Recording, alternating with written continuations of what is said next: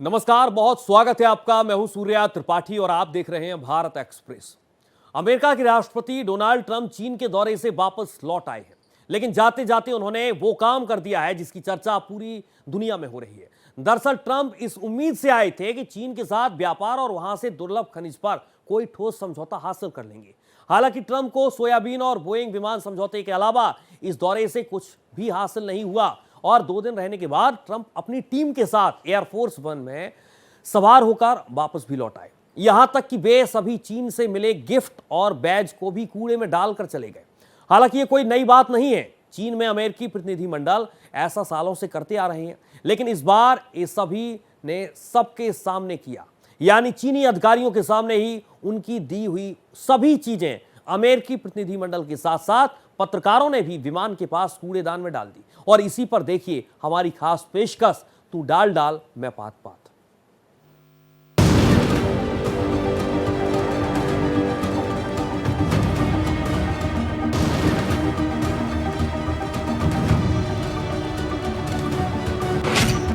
Super power रिश्तों का बड़ा U turn.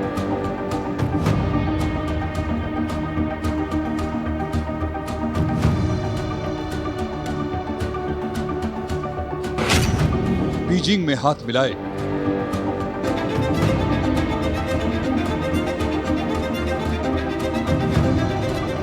Thank you again, President Xi, for this beautiful welcome. And tonight it is my honor to extend an invitation to you and Madam Peng to visit us at the White House this September 24th.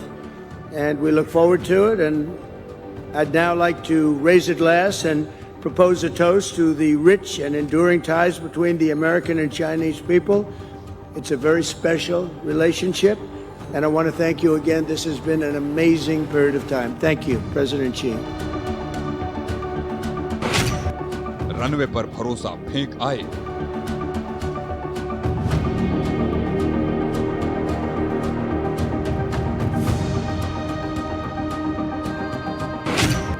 Trade deal कम, जासूसी का डर ज्यादा।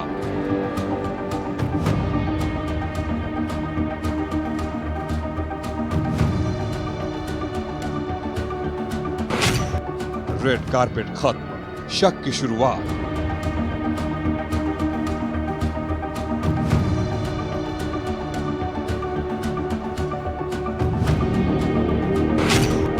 मंच पर मुस्कान, अंदर cyber संग्राम।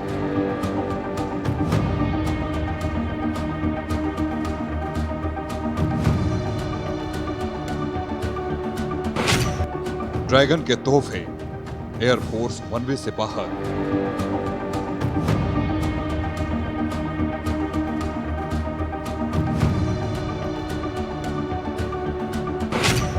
दोस्ती की फोटो, दुश्मनी का प्रोटोकॉल।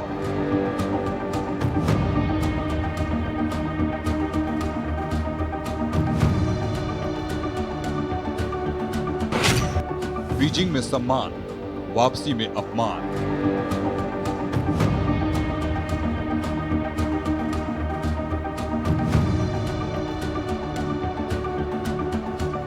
चीन में 2 दिनों तक चली हाई प्रोफाइल समिट के बाद जब राष्ट्रपति डोनाल्ड ट्रंप अपने डेलीगेशन के साथ वापस लौटने लगे तो रनवे पर एक हैरान करने वाला नजारा दिखा। एयरफोर्स वन की सीढ़ियों के ठीक नीचे एक बड़ा सा कचरे का डिब्बा रखा गया था। न्यूयॉर्क पोस्ट की रिपोर्टर एमिली गुडिन के मुताबिक अमेरिकी स्टाफ ने चीनी अधिकारियों की ओर से दिए गए तमाम क्रेडेंशियल्स, बर्नर फोन्स और डेलीगेशन बैच को विमान में ले जाने के बजाय वहीं डंप कर दिया।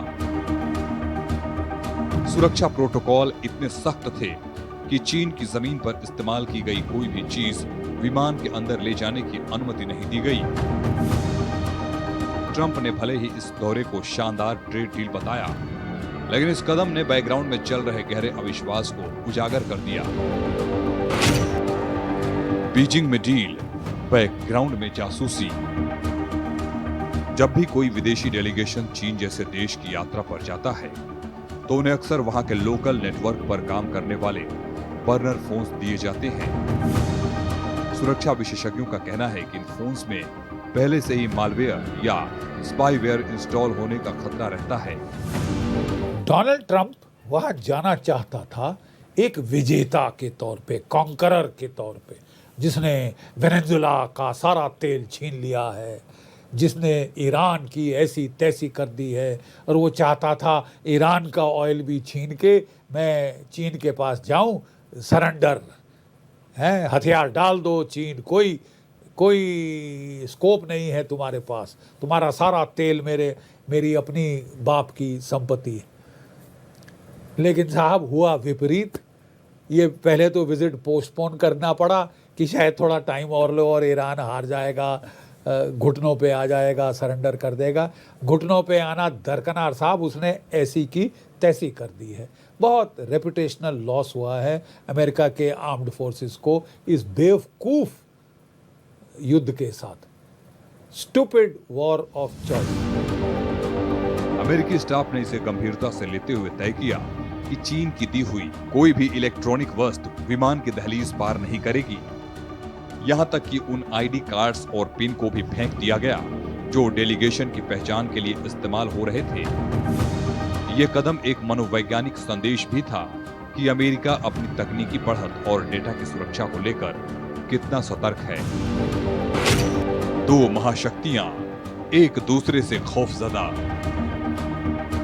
वहीं ये भी कहा जा रहा है कि अमेरिकी प्रतिनिधिमंडल को उनकी एजेंसियों ने पहले ही निर्देश दे रखा था कि एयरफोर्स वन में कोई भी चीनी सामान लाने की अनुमति नहीं है। ये जानकारी न्यूयॉर्क पोस्ट की white house reporter Emily Goodin ने एक पोस्ट के जरिए दी।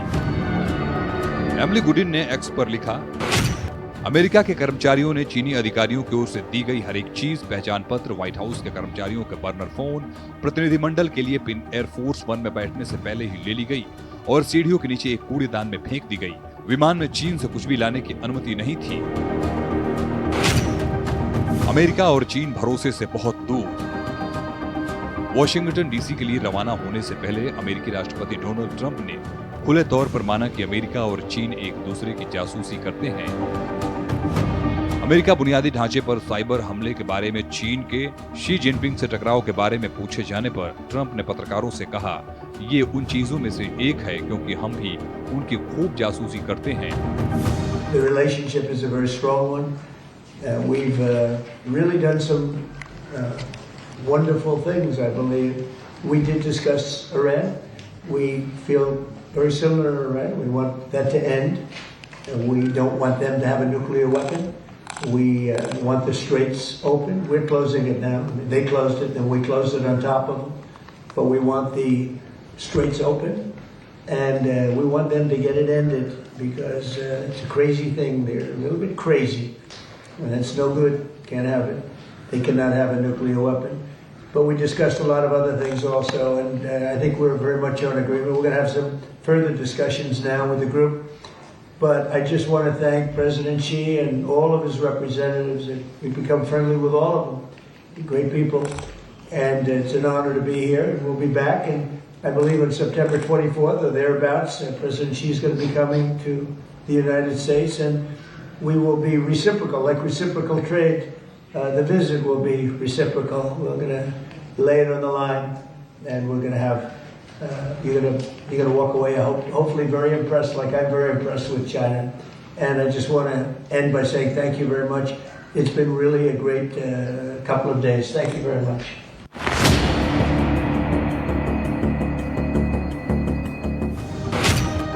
आने के समय में भी बरती सावधानी। अमेरिकी प्रतिनिधिमंडल ने ये सावधानियां सिर्फ जाने के समय ही नहीं बल्कि आने के समय में भी अपनाई थी। चीन की राजधानी बीजिंग पहुंचने से पहले ट्रंप और उनके प्रतिनिधिमंडल ने अपने निजी इलेक्ट्रॉनिक डिवाइस को अमेरिका में ही छोड़ दिया था। ये कदम हैकिंग से बचने के लिए उठाया गया। 2017 के बाद ट्रंप की चीन यात्रा। अमेरिकी राष्ट्रपति डोनाल्ड 2017 के बाद चीन की पहली यात्रा पर हैं और दोनों देशों के बीच रिश्तों को स्थिर करने की दिशा में एक महत्वपूर्ण कदम। ट्रंप ने चीनी राष्ट्रपति शी जिनपिंग से मुलाकात की। दोनों नेताओं ने व्यापार, टैरिफ, ताइवान, ईरान युद्ध और एआई जैसी वैश्विक चुनौतियों पर चर्चा की। बता दें, यात्रा मूल रूप से मार्च में प्रस्तावित थी, लेकिन ईरान संकट के कारण मई में पूरी हुई। ट्रंप के साथ अमेरिका के टेक सीईओज जैसे एलन मस्क भी शामिल थे। चीन ने तेजी से हटाई कारपेट और सीढ़ियां। इधर चीन ने भी ट्रंप और उनके साथ प्रतिनिधिमंडल के विमान में सवार होते ही सीढ़ियां और स्वागत के लिए बिछाई गई रेड कारपेट को तुरंत हटा लिया। चीनी अधिकारियों ने अमेरिकी विमान के उड़ने का इंतजार तक नहीं किया। इसका एक वीडियो भी सोशल मीडिया पर तेजी से वायरल है। ट्रेड डील से ज्यादा साइबर जासूसी का डर। दरअसल चीन में मौजूद अमेरिकी डेलीगेशन ने सिर्फ राजनेता ही नहीं, बल्कि एग्रीकल्चर, एविएशन और आर्टिफिशियल इंटेलिजेंस के सेक्टर में बड़े दिग्गज भी शामिल थे।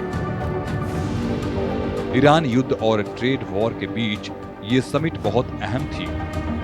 ट्रंप को बीजिंग में शाही सम्मान मिला, स्टेट बैंक्वेट दिया गया और उस खास कंपाउंड में भी एंट्री मिली जहां कम्युनिस्ट पार्टी के लीडर रहते हैं।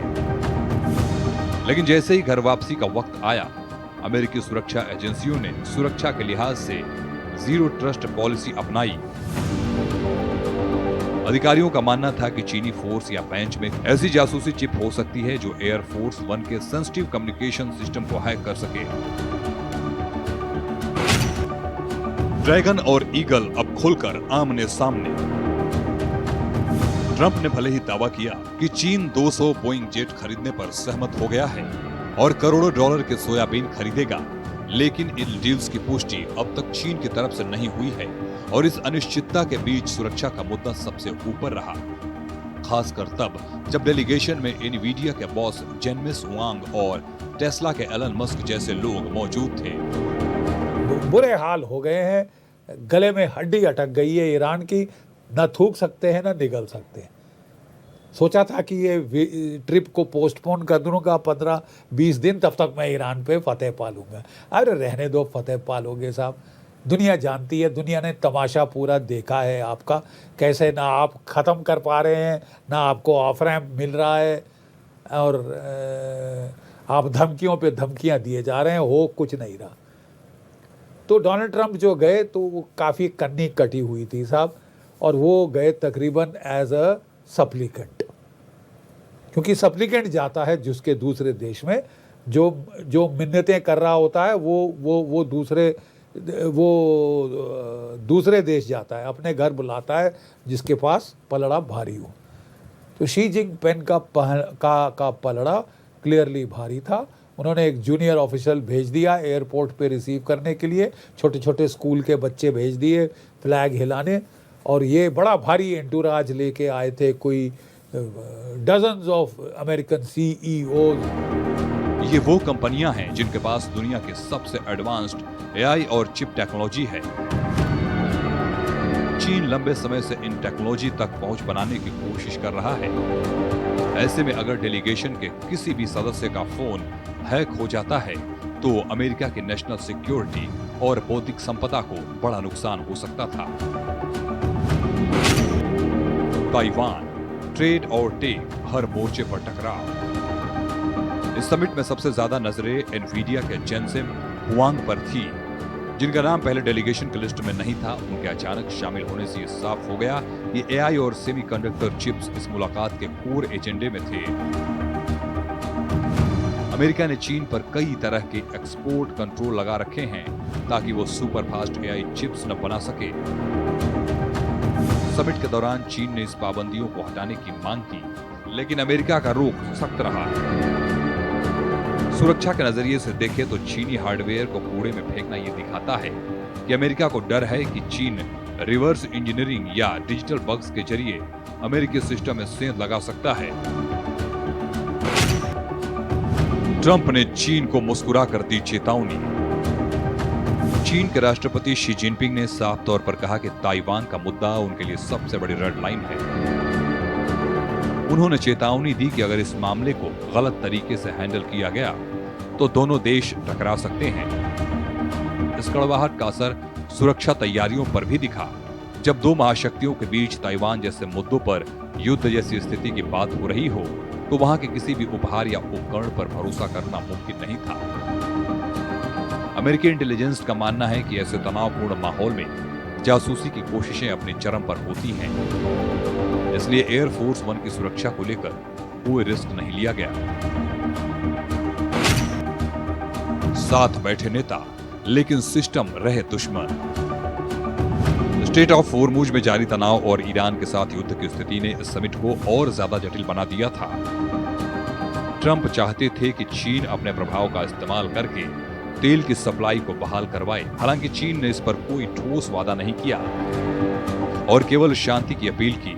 अमेरिकी राष्ट्रपति का विमान एक उड़ता हुआ कमांड सेंटर होता है। अगर चीन की कोई भी डिवाइस इस विमान के हवाई फाई या इंटरनल सिस्टम से कनेक्ट हो जाती तो अमेरिका के मिलिट्री ऑपरेशंस की जानकारी लीक हो सकती थी। यही वजह थी कि रनवे पर ही क्लीनिंग ऑपरेशन चलाया गया। अमेरिका को चीन पर रत्ती भर भी भरोसा नहीं। डोनाल्ड ट्रंप ने शी जिनपिंग को सितंबर में व्हाइट हाउस आने का न्योता दिया है, लेकिन बीजिंग में जो कुछ हुआ उससे साफ है कि दोनों देशों के बीच भरोसे की भारी कमी है। एक तरफ करोड़ों डॉलर के बिजनेस की बातें हो रही हैं, तो दूसरी तरफ एक दूसरे के गैजेट्स को खतरा मानकर कचरे में फेंका जा रहा है। ये नई तरह की कोल्ड वॉर है, जहां हथियार मिसाइलें नहीं बल्कि माइक्रोचिप्स और कोड्स हैं। आने वाले समय में जब चीन का डेलीगेशन अमेरिका जाएगा तो देखना दिलचस्प होगा कि वे सुरक्षा के क्या पैमाने अपनाते हैं।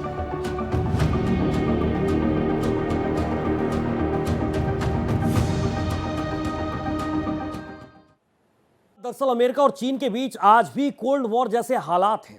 हाल ही में अमेरिकी राष्ट्रपति डोनाल्ड ट्रंप के चीन यात्रा के दौरान भी काफी कुछ ऐसा देखने को मिला, जिसके बाद ऐसे मतलब और मायने निकाले जा रहे हैं। लेकिन अतीत में दोनों देशों का संबंध एकदम अलग था। दोनों कभी बहुत अच्छे दोस्त थे और साथ मिलकर वर्ल्ड वॉर भी लड़ा। ऐसे में समझते हैं कि आखिर ऐसा क्या हुआ कि आज दोनों एक दूसरे के धुर विरोधी हैं।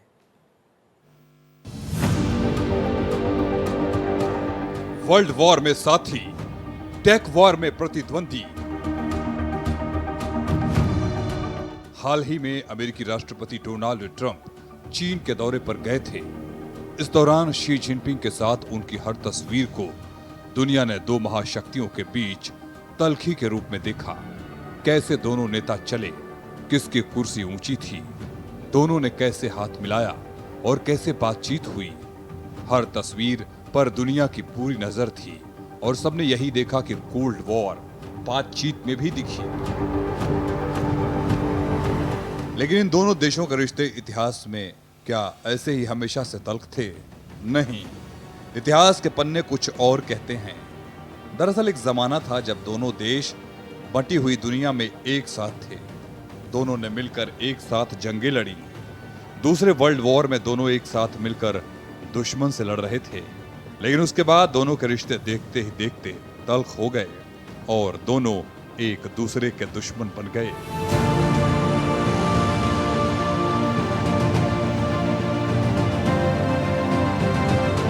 दुनिया बदल गई, दोस्त दुश्मन बन गए।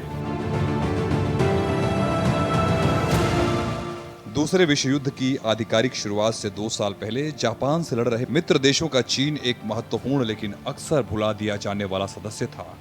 इस दौरान चीन ने अमेरिका के कंधे से कंधा मिलाकर जापान के खिलाफ जंग लड़ी।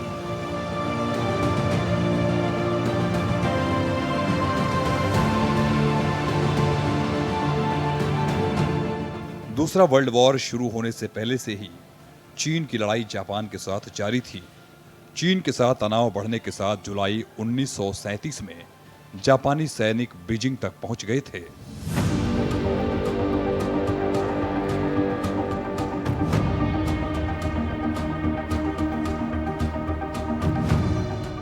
जापान के खिलाफ 7 अब आमने सामने।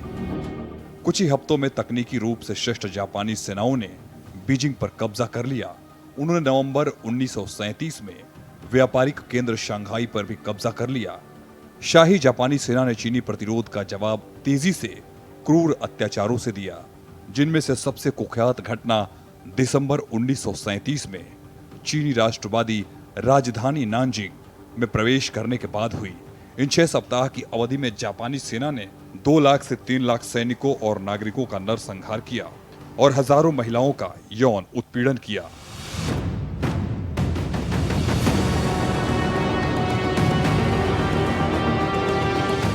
कैसे अमेरिका और चीन बन गए थे दोस्त। इधर जब 1939 में दूसरा विश्व युद्ध शुरू हुआ और जापान ने अमेरिका के पर्ल हार्बर पर हमला किया, जब जापानी शक्ति को रोके रखने के लिए चीन की अहमियत पर अमेरिका की नजर गई, उनके पास हथियार नहीं थे। फिर 1940 और 1941 में अमेरिकी राष्ट्रपति फ्रैंकलिन डी रूजवेल्ट ने चीन को सैन्य सामग्री खरीदने के लिए ऋण दिया और उसे लैंड लीज कार्यक्रम में शामिल किया। उस दौर में अगर चीन ने 1938 में उम्मीद के मुताबिक आत्मसमर्पण कर दिया होता तो द्वितीय विश्व युद्ध की पूरी दिशा ही बदल जाती। चीन ने जापान को अपनी धरती पर रोके रखा। पर्ल हार्बर पर हमले के बाद जब अमेरिका और ब्रिटेन जापान के खिलाफ लड़ाई में शामिल हुए तो चीन को सैन्य उपकरण, धन और सैन्य सलाहकारों की खूब सप्लाई की गई। इसके साथ ही चीन का वैश्विक कद भी बढ़ा। चीनी हवाई अड्डों का इस्तेमाल कर रहे थे यूएस फाइट जेट। तब अमेरिकी फाइटर जेट ने जापानी ठिकानों पर हमले करने के लिए चीनी हवाई अड्डों का इस्तेमाल किया। फिर भीषण जमीनी युद्ध का भार चीन पर ही बना रहा और एक व्यापक युद्ध का सामना करते हुए जापानी सेना चीन में फंसी रही। इससे अमेरिका और दूसरे मित्र देशों को काफी फायदा हुआ।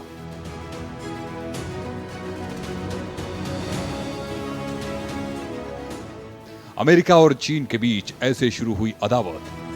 विस्तारवादी जापान जब चीन में पांव पसार रहा था तब चीन गृह युद्ध में उलझा था। चांग काई शेक की सत्तारूढ़ चीनी राष्ट्रवादी पार्टी और माओ त्से तुंग की कम्युनिस्ट सेनाओं के बीच गृह युद्ध छिड़ा हुआ था। तब दूसरे विश्व युद्ध के दौरान चांग काई शेक की राष्ट्रवादी सेना ने कम्युनिस्ट लड़ाकों के साथ मिलकर जापान का प्रतिरोध किया था। अमेरिका और अन्य मित्र देशों ने चांग काई शेक की राष्ट्रवादी सेना को जापान से भिड़ने में काफी मदद की थी। वहीं दूसरे विश्व युद्ध में जापान के आत्मसमर्पण के साथ चीन में फिर से गृह युद्ध भड़क उठा और माओ की साम्यवादी क्रांति की लड़ाई शुरू हो गई। इसने 1949 में चांग काई शेक की राष्ट्रवादी सरकार को उखाड़ फेंका। चीन में जैसे जैसे कम्युनिस्ट सरकार प्रभावी होती गई, अमेरिका के साथ चीन की तलखी बढ़ती गई। 1949 के बाद जब माओ और कम्युनिस्टों के बीच सत्ता की लड़ाई हुई और उन्होंने सत्ता हासिल किया, उस वक्त चांग काई शेक शासन के बारे में कुछ भी सकारात्मक कहना लगभग अस्वीकार्य हो गया था।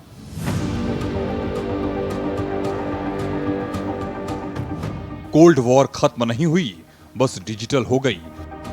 ऐसे में अमेरिका, जिसकी कम्युनिस्ट विरोधी नीति ने दुनिया को नए वर्ल्ड ऑर्डर में बांट दिया और इसके साथ ही कोल्ड वॉर का दौर शुरू हो चुका था। कोल्ड वॉर के दौरान विश्व युद्ध के समय की गुटबंदी खत्म हो चुकी थी और चीन कम्युनिस्ट देश के रूप में उभरा था, जो अब अमेरिका से कहीं ज्यादा रूस के नजदीक हो चुका था। इस तरह दूसरे विश्व युद्ध के खत्म होने और चीन में कम्युनिस्ट सरकार के गठन के साथ ही प्रशांत महासागर के दोनों किनारों पर मित्र राष्ट्रों के सदस्य के रूप में चीन की भूमिका भी धूमिल होती चली गई। धीरे धीरे चीन की भूमिका अमेरिका के सहयोगी के बजाय धुर विरोधी के रूप में सामने आती गई। कोल्ड वॉर के चरम पर आते आते अमेरिका और चीन के बीच तलखी इतनी बढ़ी कि दोनों एक दूसरे के दुश्मन बन गए।